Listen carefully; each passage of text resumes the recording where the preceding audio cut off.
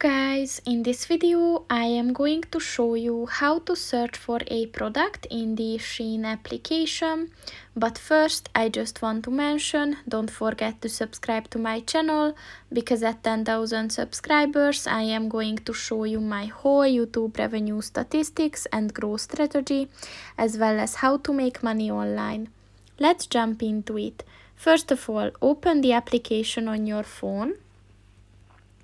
And then click on the shop button at the bottom of the page on the left.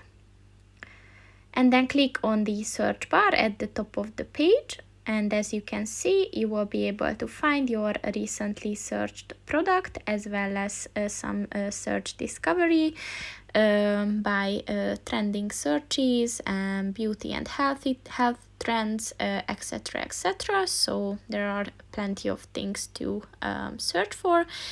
So, for example, if you're interested in holiday dresses, you can just click on that, and then you will be able to find all the available products, and what is left is to just browse through them. So that's pretty much it for this video, guys. See you in the next one. Goodbye.